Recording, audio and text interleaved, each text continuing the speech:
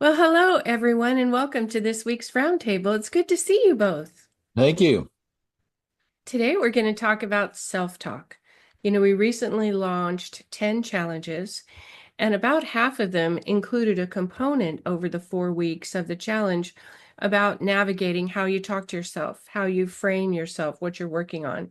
So it seemed like self-talk was a good topic for today's Roundtable. Welcome, Dean. Welcome, Jonathan. We're missing Brian today. He's taking a day off. But our team of coaches always stand ready to help you out there. So let's look at our happy slides and see what we know about self-talk. Also, the resources that we used will be available down below in our description. Okay, let's go to present mode. Anytime you want to go to present mode. There we go. So this might be what it looks like when you're like, what am I saying to myself? My gosh, this mind is not being my friend right now. So if you live in your head, you might as well make it a nice, lovely place to be. And so today we're talking about shifting your self-talk. Okay, here's someone who's working on that. A simple goal, shifting your self-talk, daily shifts in the 60 to 80,000 thoughts per day that we all have. And if we start to really first notice, as Jonathan and Dean and our other coaches bring to life in their coaching practices with clients, just paying attention is kind of the first step, noticing, wow, if I talk to other people the way I talk to myself, I'd have no friends. Like, why am I talking to myself like this? So first step is maybe to notice without judgment. I notice I'm condemning myself about that mistake I made for like the 14th time today. Whatever you can notice, see if you can step out of judgment and just watch the thought go by. Then you can decide that this can change. You don't have to think like this. The mind is actually your tool. You are not the mind, as Sadhguru likes to say. You are not even the body. You are that which occupies the mind and body. And you can change how your mind is operating because you're in charge of it. You can decline the negativity. You can flip the script to what is working. So, Jonathan, I love in your challenge, you have a place where you say, instead of, gosh, I really suck at that, you could say, I'm working on it, I'm getting training or coaching, and I'm getting better all the time. So instead of, I'm not where I want to be, I'm on my way to where I want to be. I'm taking steps to get there. You can shift from negativity to a more positive framing. Be okay that this takes a while to change. This is definitely not an overnight thing. Okay, my favorite part is the memes. Here we go. The first one, things I worry about, things that can happen, tiny, tiny circle things that actually do happen. So maybe worrying is not too effective. Okay, our middle meme is rich. One thing, you have money. Wealthy. Oh, you have time. You have love. You have money. You have happiness. Maybe you have travel or adventure. Wealthy people have all of these things. But if you just want to get rich, you're only really talking about money. And then finally, there's a little swear word here, but 2 ways to look at life. Nobody gives a shit. Or nobody gives a shit. I can make mistakes and it's fine. Nobody really cares. I'm just going to keep going. So we'll stop our share. Okay, you guys, who wants to go first to chat a little bit about the value of self-talk and how to shift it? Dean, you want to begin? It's interesting. I always think I knew a woman who was older than me, probably 20 years ago. There are people older than you? hmm Wow. And she would berate herself all the time. Oh. Okay. Mhm. And both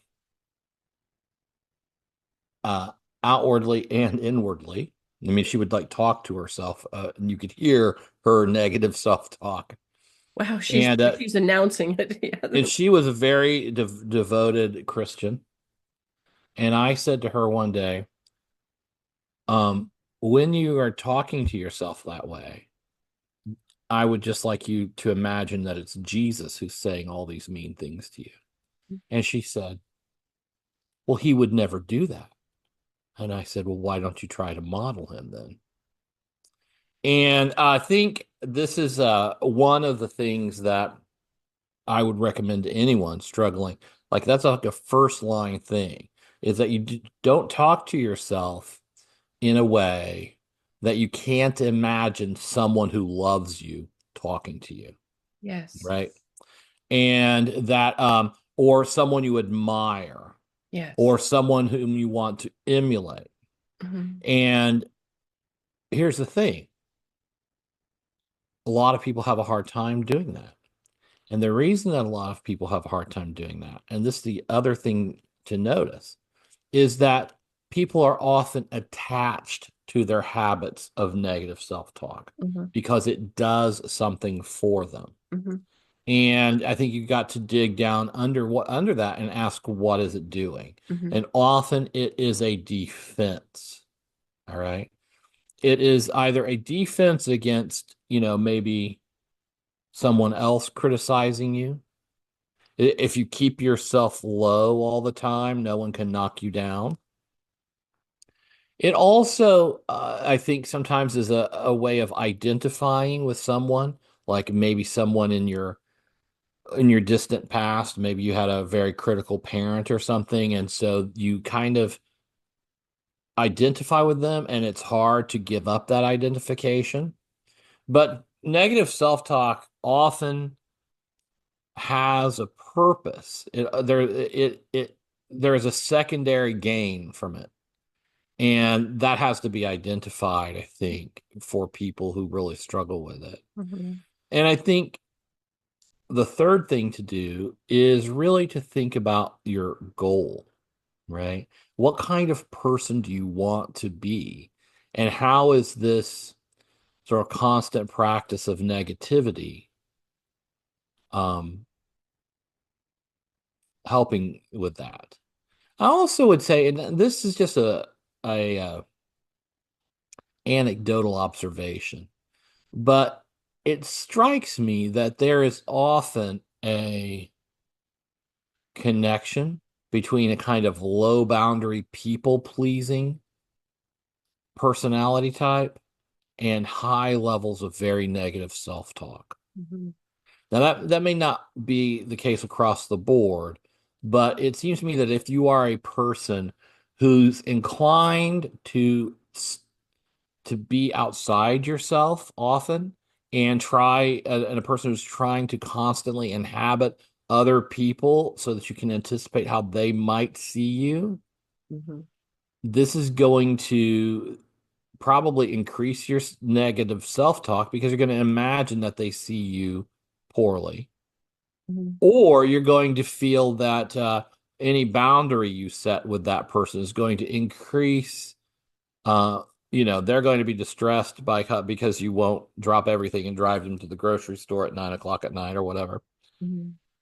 So now they think you're bad. They think you're a mean person. And so once again, you're identifying with that person outside of you instead of your own goals and values and boundaries. And I just feel like a lot of resolving negative self-talk has got to have something to do with learning to inhabit yourself and to like mentally and spiritually live within your own self construct, like Mhm. within your own values, your own boundaries and goals, so that you're not constantly outside of yourself trying to evaluate what everyone else thinks of you and assuming that it's negative. Mhm. I think how people are raised has something to do with this. Certainly, Mhm. I was raised that if I performed in a certain way, my parents loved me and supported me. If I didn't perform that way, that love was withheld, that support was withdrawn. And so you go into this sort of self-correction mode of, well, am I performing properly? So am I good enough? What is the correction I need so that I'll keep getting their love and support? Mhm. So you think you're trying to be a good person or the best person you could be, and you're, as you say, seeking that external validation that says you're still worthy, you're still good, instead of an internal validation. One of the things maybe we could talk about, Jonathan, we've all seen people who gaslight themselves. Women, on a scale of 1 to 10, they're a solid 6, but they announce to the world that they're a 10, because they sort of want to feel self-empowered and they want to feel beautiful, but they don't really think so, but they try to fake it until they make it, right? They try to announce. And you see men sometimes acquire things that make them seem powerful and successful.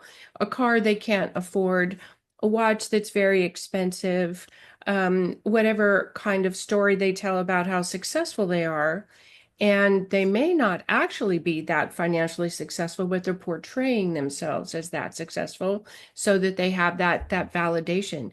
And if people validate them, it reinforces they're okay, but they're kidding themselves. So I'm not sure how to navigate the line, and we certainly work on this in coaching, a realistic evaluation of how you're doing without self-condemnation, but not gaslighting yourself that you're all that in a bag of chips if you're not yet all that in a bag of chips. Thoughts about that, Jonathan? We can't hear you. I know the blue light is on.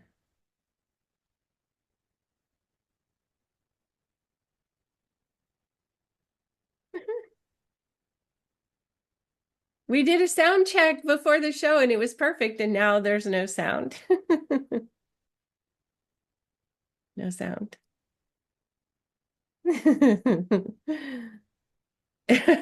Let me turn to you, Dean, while he works on his technology. Yeah, I have actually, I think that is something that's very important. And I think the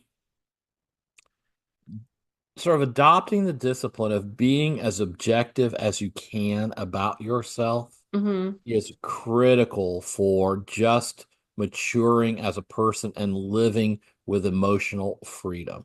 Hmm. Because, and most people have not arrived at that point, because the difference between a person who is able to be objective about himself and one who is not is that the one who is not objective about himself forever sort of stays in a manipulative, comparative cycle Hmm. where he's got to, like you said, build himself up and just try to manage what other people's To image of him. project the image he wants them to believe, like a con man almost. Right. Hmm. So he's got to worry about that. He's got to fool himself at some level. Hmm. He's got to um, he's got to have lots of conflict in his life because people will constantly be trying to tell him what the objective experience of him is, and he will need to argue that that is in fact false. And so I just think resolving to accept the objective reality of yourself as much as you can Hmm. is really the first step to a kind of freedom where you could say, well, I'm at least as good at this as everybody else. Hmm.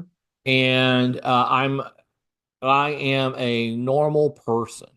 Yes. And that is what is very difficult, I've noticed, for a lot of people to do, to simply accept that they are a normal person who has strengths and weaknesses, and whose strengths on some things are a 6, and whose strengths on other things are a 9, and on other things are a 4, and to just move toward a kind of acceptance of just what you are. Hmm. And To be happy with yourself. to Yes. find a way to say, I'm good as I am, but I'm also working on myself and improving, not someday I'll work on myself enough that I'll be decent at this or good at this. There's a phrase that's going around in the entrepreneurial world. Trust yourself enough to suck at something for 100 days. Like, Mm, trust yourself enough to fall down and get up and fall down and get up because this is how humans learn things. hmm And so you don't come out of the box already good at business, already good at relationships, already good at fill in the blank. You learn to be good. And there's a timeline involved in that, right? There's practice and, repeated practice and learning. So, yeah, I think if there are things you're not good at, you can say, yeah, I'm not good at this yet, but I'm working on it. Jonathan, as you say in your coaching sessions. Oh, we can't hear you. maybe he's muted. No, he's not muted. You know what Huh. you might do is, yep, you're not muted now. I know, I know. Do you want to go out and come back in or turn your phone off and then turn it back on? Brian's technology advice is always turn it off and turn it back on. Okay. So I think it's hard to help people in that growth cycle if they have too high an expectation for how rapid the growth will be. Mm-hmm. And I think Americans or people in the Western world have what they call, comparison sickness, hmm but she's prettier, but her husband is better off. But how come I'm not going on vacation like they're going on vacation? hmm So I think now again, it's all that external validation. Yes, and I mean, I just think a consumerist culture encourages that. I Hmm. mean, that's part of the way they sell to you, Sure. what your neighbors have that you don't. And Hmm. probably social media has wildly exacerbated it I too, agree. is to make it uh that much to bring it that much closer into your Top of face. mind every day. Top of hmm mind every day. And and so there's a sense in which to really be emotionally free, you have to declare independence from so many things. And one of them is these sorts of cultural expectations. Oh, has Zoom user returned? Zoom user has returned. Yeah. Rename. Okay, how about now? Yes, yes. We're hearing your wonderful voice. Yay. Excellent. Okay, share your thoughts. Oh yes, I was saying before I forget, the main thing that I wanted to remember is what Dean mentioned, which is very, very important. Do not talk to yourself. Um, he said something along the lines of, "Do not talk to yourself like if somebody that loves you wouldn't talk to yourself that way," or something like that. Mhm, I think there's no better way to put it. mhm, That is a beautiful way to describe how you should talk to yourself. mhm. Um, and then what was the next question that you asked before Well, in everything got terms, like, how can you know if you're gaslighting yourself? Like you're giving yourself too much credit or you're condemning yourself too harshly. How do we balance that? It's okay that you're learning. How do you reinforce you're not where you want to be, but you're on your way there? like the fine line between, I'm so fantastic. I'm terrible and awful. Where do we find the middle? yeah, so life will always put you where you belong when it comes to, if you're going to, there's not such a thing as taking it too far. That's the beauty of it. The Mhm, reality is that most, if you're human, odds are, if you were born from a mother and a father, odds are you had tons of trauma, especially over the last 100 years. mhm, Like all the nonsense that was mhm, encrypted into your brain from age 0 to 8. So mhm, odds are you may think you're talking too much, but the reality is you're probably not. mhm. Most cases now. I mean, there are some scenarios where we have this. Uh, Kind of false image of ourselves that's yeah, too or positive. Or we create, as a society, we have these scenarios where we create this, like, let's say we choose someone that has no intelligence, like genuine intelligence whatsoever. It's stupid, and we put them in positions of power, for example. That can be something that they created based on, I am confident, I deserve to be this. And then everybody else, because a lack of self-confidence in the masses, anybody that comes along and is like, hey, I I know better, everybody automatically, because we as humans, we do not like to think. We may think we like to think, but the reality, based on my experience, we do not like to think. That's the truth. It's painful because it actually makes you question everything. It's energetically draining because you're spending a lot of energy of your own body into your brain, and then you have to like spend that much energy. So nobody likes to think. We just like to just absorb what's there. It's very pleasant. So yeah. So, would you say where people should start if they feel like they're, I heard some person say, when you're giving yourself self-condemning thoughts, it's like anti-prayer. It's like you're cursing yourself. You're never going to be good enough. You're never going to learn this. You're never going to have somebody love you again. It's almost like saying verbal curses to yourself. Don't curse yourself. Where do we start? Yeah. So it's easy to say stop cursing yourself, but that is not the first step. Because how can you stop something that you do not know that is happening? That we can't see. So the first thing is identifying, right? I know I've went through that on my challenge, but that's the truth. You cannot identify something that you cannot, or you don't have to see, but you can experience, and then you can give it like, even if you do not, let's say somebody doesn't know, let's take this more like primal. Let's go to tribes that they didn't know how to talk English, but probably not even know how to write. But they were talking down on themselves, in not in words, but energetically. They were putting themselves down. Let's say uh, like gorillas or chimpanzees, a group of chimpanzees. There is always the gorilla that wants to be the main gorilla of the whole gorilla uh, I'm the head gorilla civilization. in charge. So that gorilla had a very high energetically and DNA also, but more than anything, he had this like something behind his mind telling him, you are the best one, you are the best one. And then somebody else comes along, another gorilla, and he thinks, no, I am the best one. And then nature happens, and then it obviously there's someone that it's decided to be the best one. Now humans, we don't have to go that primal.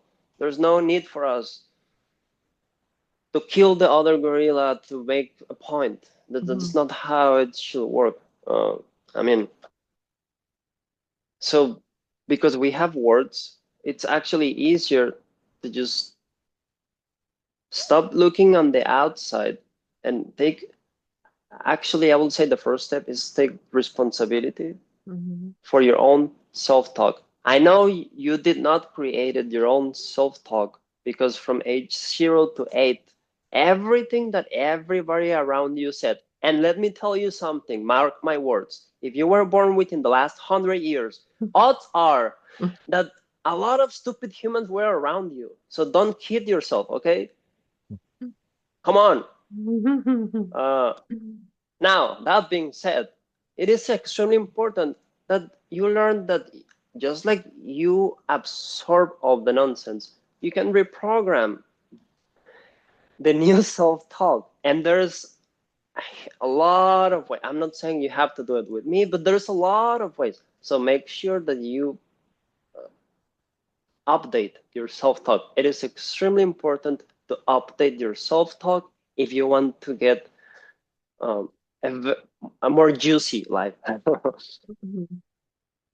Well, when you think about love in general, if you're worthy of being loved, you're worthy of loving yourself, like the first step. Like speak to yourself in a way that's loving. You can still be honest. You can still make corrections. You can still pivot and re-examine your dreams, but there's a saying that the world needs butchers and bakers and candlestick makers. We don't only need generals. We need soldiers, we need logisticians, we need the cook that feeds everybody. Everybody makes up all of the human communities that we live in. And so if you turn instead to whether you're not measuring, are you good enough to be the head gorilla? But what makes you happy? What are your inborn skills? What inspires you? Do that, and you're finding your place in the world, your happy place in the world. Thoughts, Yeah, John? what if you want to be an explorer gorilla, the one that explores new territory, and on the meantime you can take a couple female gorillas with you to explore. There's no point of competition for That's humans in right. that That's realm. right. There's a place for everyone, and finding your own place is your job. Finding your place is your job.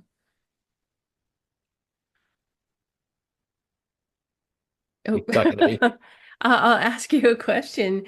If you're correcting your self-talk, at least the clients that I've worked with, it happens pretty fast when Mhm. they start to notice how they're speaking to Right. themselves. Sometimes there's a little bit of shame attached that they never noticed before. It's just always been running. Like you say, from 0 to 8, Jonathan, it starts. And then everyone in the family has already decided where your peg sits on the board, right? You're this, you're that, you're this other thing, and you're not this thing, and you're not this thing. Your brother is this thing, your sister is this thing, you're this thing.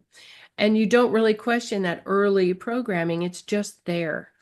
So when you start to question, sometimes there can be a little shame response. Why didn't I think of this sooner? Or I remember asking someone when I was young, if I don't try to be the best student in class, am I still a good person? Like my rewards were so tied to performance within my family. If I don't try to outperform everybody else, can I still be okay? Like, can I still be a good person?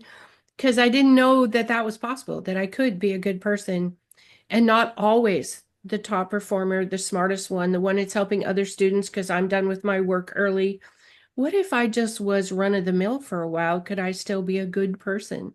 So unwinding that program can take years, but working with a coach takes it happens faster. You, you coming to me? Hmm. Yeah, I was gonna say two things. One of the interesting things that I have heard Tony Robbins say many times, and I understand he's controversial, but Sure. this I think is He's helped a valuable. few million people, so he's Well, not yeah, so completely let's wrong. let's just give him the benefit of the doubt. Is that he talks about how change can be instantaneous. Hmm. Hmm. And this is and self-talk's like a good example of that. Like you're saying, like once you realize that it's happening, you can instantly just decide to give yourself a different message. If, number one, you're not attached to if you really want to change it, like, Hmm. then it can be You instantaneous. decide to But change it. most people are kind of stuck in a position where what they really want is to pretend they want to change their self-talk. Mhm. So it can be, so if you really want it, that level of change can be instantaneous. It's Mhm. also, on the other hand, I think very helpful for people to think that pretty much everything that makes us up as a personality is a skill, or at least many things are a skill. And so the way that you interact with other people is a skill. The way you handle your checkbook is a skill. The way you run your calendar is a skill. And people with really negative self-talk tend to personalize all these skills as if they're just an inherent part of your personality. Mhm. So the same person who will say, I'm not good at talking to girls. a boy who or a young man who might say that, right? Would personalizes that when in fact it's a skill. It's a social skill that can be learned, which is obvious when if he were to practice free throws. Right? No one thinks I'm just inherently bad at throwing at making free throws because obviously that is a skill. And now, are you if you practice your skill and you refine it to the highest level possible, does that mean you will be a LeBron James level NBA player? No, because there is some margin of sort of inherent biological or psychological gifting or something capacity there. Eye-hand But coordination and yes. But well, and also I think LeBron's like 7 feet tall. it So doesn't hurt if you're 7 feet tall. right. So, but for the vast majority, the thing that prevents people from developing their skills is the lack of confidence they bring on themselves through their negative self-talk. And they would be able to get free of that if they would instead just focus on this is a skill which I can build. Instead of just thinking, well, I sat down one time and I tried to draw a mouse and I'm not good at drawing. Just sort of coming to that conclusion in a fixed way instead of focusing on like a growth mindset where you see it as a skill that can be polished and improved. Part of the fun thing, I see Jonathan laughing. Part of the fun thing, I know you help men learn how to talk to women. And some of them, I don't know how to do it. I haven't been taught. You're like, fine, I'll teach you how. Then you'll know, like, okay, let's go. But yeah, it is rewarding in coaching when I would people identify something, right? And then you take them through the steps and they learn it, then they get better at it, then they know how.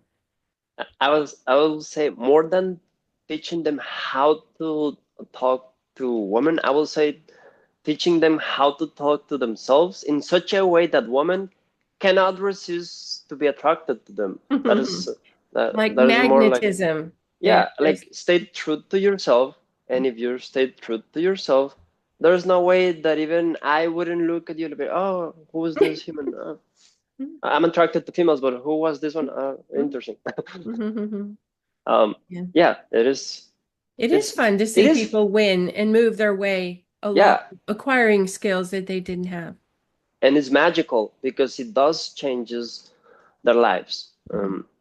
And you see this topic, for example, somebody that might be watching this. If you are actually watching this, consider yourself lucky. First of all, because you're still breathing. You probably haven't noticed that not everybody woke up today. I'm saying wake up because it's very early for me and us. But truth is, a lot of people did not wake up today. I did. So that is a great first step. Always be grateful for the basics. I have 10 fingers. I still have my 10 toes. And then from there, you can create positive self-talk so that you don't go crazy and you over, what's the word that you were using earlier when you put extra in, like Right. If you gaslight yourself, aha, or you feel you so that you don't, overcompensate. yes, so that you do not overcompensate. It is a great way to start with the truth. Be grateful and then notice what is it that you are, the repeating thoughts. Those are the ones that you cannot say to me, that you cannot listen to them, because every time you make a mistake they will appear. Every time that you do something and then you feel like you could have done better, it's going to whisper. It's not a scream, it's not like a very loud sound. It's a whisper. It's like a, it might not even come in the form of words. You have to decipher it. It's very subtle. But if you pay attention, that is a great way to start. I want to talk a little bit about judgment. So if we can see these thoughts that we say to ourselves 60,000 or 80,000 times a day and pull back from the judgment of ourselves, I noticed that thought and I realized I cannot think that. I could change it. How could I reframe that thought? Maybe it's not as true as, but I'm working on it. Or I know I can get better because my friend Julie got better when she tried. So getting better is possible. You'll bump up against who installed some of those thoughts, and you may have judgment about that. There may be a parent who is very harsh, or a parent who favored one sibling over another about you're going to be this and you're going to be that, as those programs were installed to not so harshly judge necessarily those people that did love us and install some of this programming because it's what they knew to do. It's what was done to them, right? And it's what they're doing. They're doing their best in their parenting the way they know how. Today, we might do it differently. But back in the 40s or the 50s or wherever they were when they were learning it, they did what they knew to do. And so as you bump up against things, not only do you notice what might be installed, but who installed it. And there might be a forgiveness component in that. So, And the forgiveness component, it has to be done in a very safe cocoon of energy. You do mhm, not want to be on that vulnerable state with humans that are not doing the work or that haven't done the work that you are about to do. mhm, mhm, Let's put it that way, mhm, including even if it's your mom, your father, your mhm, sister, your brother. mhm, mhm, If they haven't done the work that you're about to do, or if they haven't even considered the idea that there's some improvement that can be done, mhm.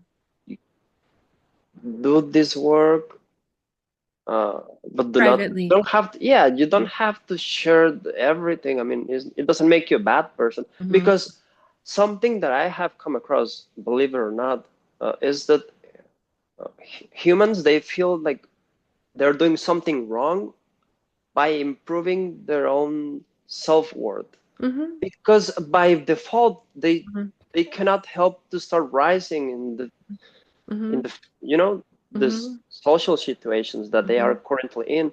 mhm, So it makes them feel like kind of like bad.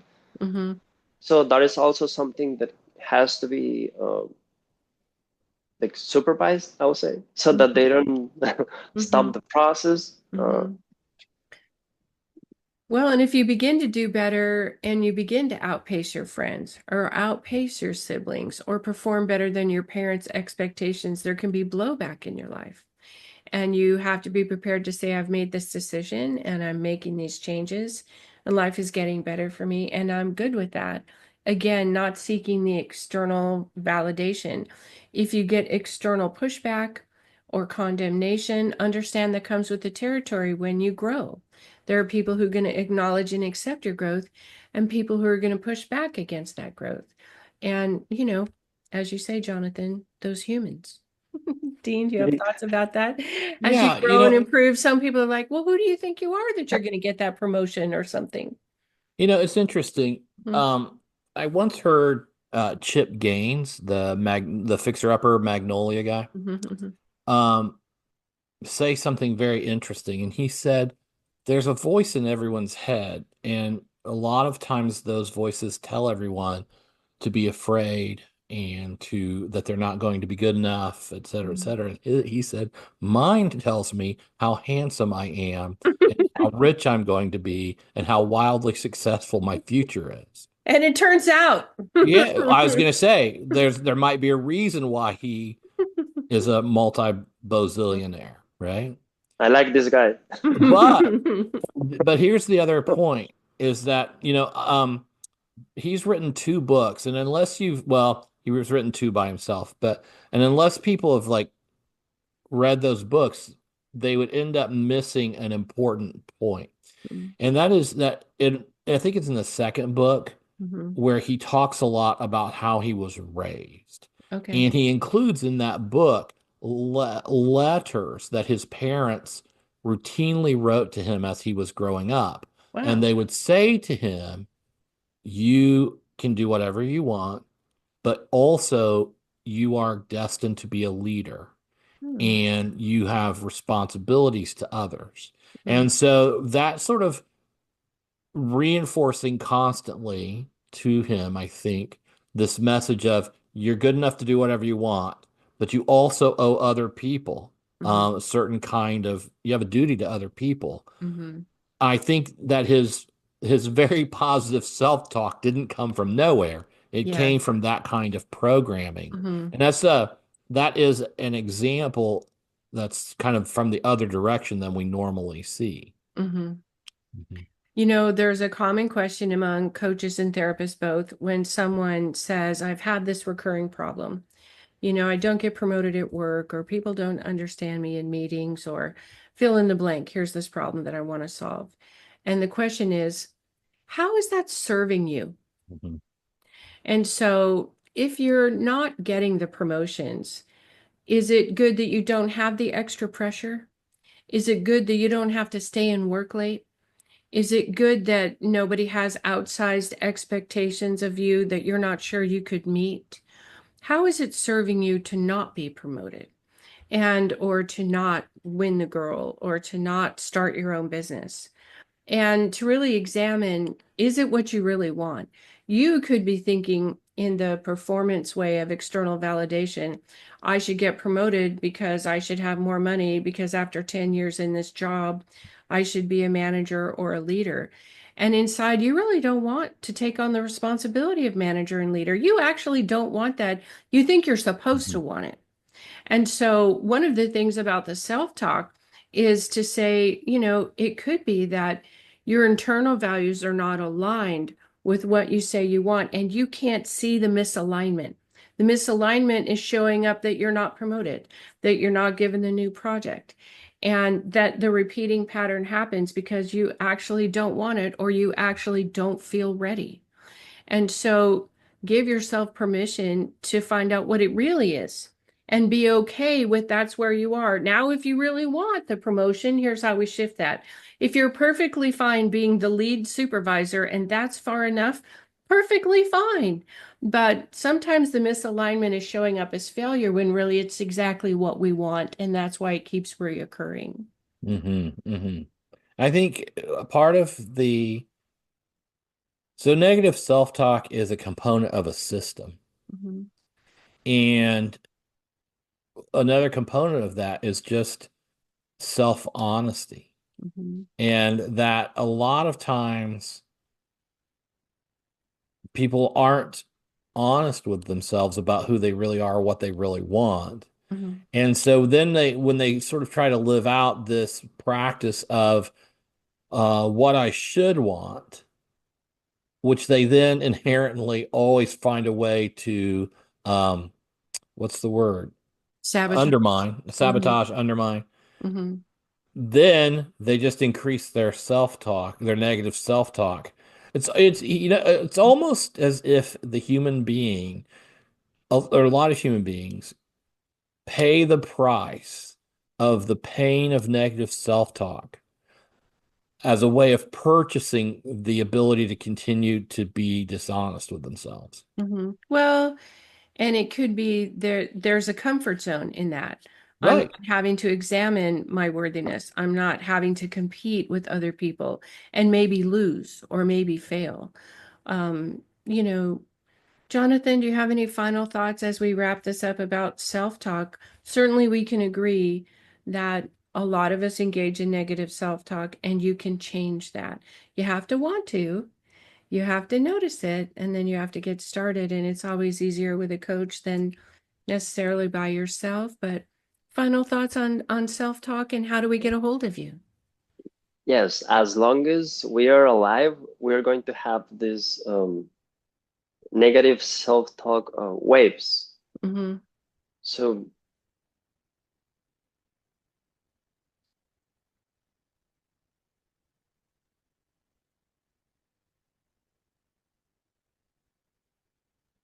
Did we lose him? no, I'm still here. It's He's a processing. Ah, I was Hold for processing processing. the We're getting the It wisdom, is, Jonathan. yeah, wisdom in a way that is not going, that it has to be delivered for whoever is watching to understand. Now, the most basic thing is negative self-talk. It is going to be there. It is naive for you to think that if you were born in this era, you do not have any negative self-talk. That will be very destructive. Mhm, And mhm, now I remember what I was looking for on my data. mhm. It's The file opened and now you can share. yes, it's about um negative self how negative self-talk will impact everything in your life. It is going to impact not only your present, but it's going to impact your future as well. So you have to make sure that you take care of. It is like a worm inside of an apple. You do not see the worm unless, or if I am correct me if I am wrong, but you Mhm, only see the mhm. consequences once the worm is finished with the apple, isn't it? Uh, that's how I see the negative self-talk. And getting out of the comfort zone. This is also extremely important. It is key because it is easy to think. This is why most people don't do this.